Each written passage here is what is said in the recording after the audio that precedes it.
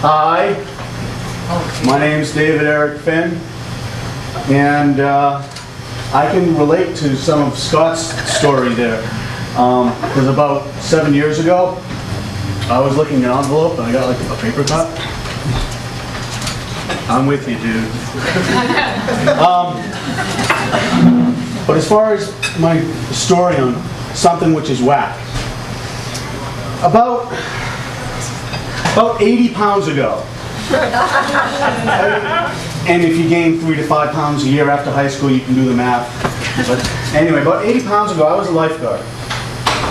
And I had been a lifeguard for, at that point in time, about 4 years. And in all the time that I was a lifeguard, with the various lives that I may have saved, no one ever thanked me. Except for one. And this is what's whack. On this day, the dumbest dog that God ever breathed life into saunters onto the beach. He had no tags, no owners, no collar, and no clue. And he starts following ducks. Not actually chasing them, but just following ducks around. Just kind of like, I want to hang with you guys. And the ducks are a little annoyed, perhaps bothered by the dog, and they keep walking away from him. And at one point in time, they get themselves into the water and they start paddling out. And the dog's a little frustrated, like, I still want to hang with you guys. So he walks into the water, and he gets up to a point where he has to actually start paddling. And the ducks are paddling out. And the dog keeps going after them. And the ducks are out at, I don't know, maybe 5 more minutes into the actual story, maybe 100 yards. And at this point, the ducks are probably annoyed enough with the dog that they're like, and they just like, let's get the flock out of here, and they actually fly away. And the dog, you can see from here, is like, I can't fly.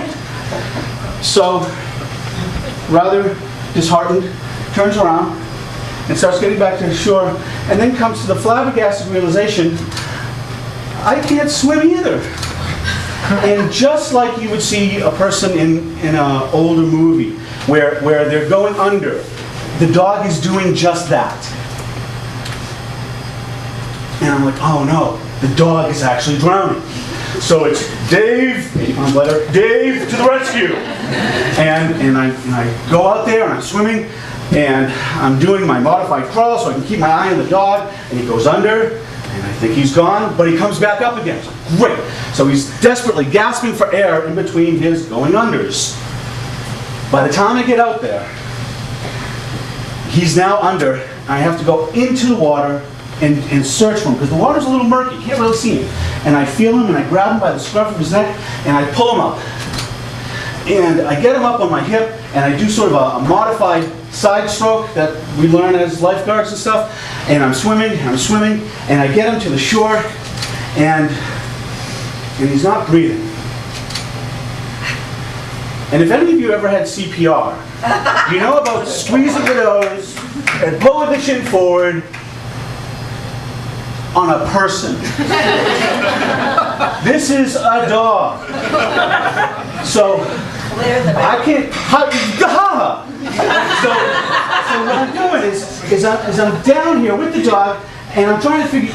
So I just like open up and figure maybe I can blow air into the thing's throat. And I'm looking at this fang-laden, toothy, shaky maw, and just like, oh God! Oh, and the air is flatulating around my face because the lips are just undulating as I'm blowing it, and nothing's getting in. And I'm like, shit. So what I'm thinking, all right, oh, like babies. Babies, you're supposed to blow on their nose. So I take the dog's mouth and I sort of fold the lips around as best as I can, and I just imagine trying to blow meat out of a submarine sandwich, right?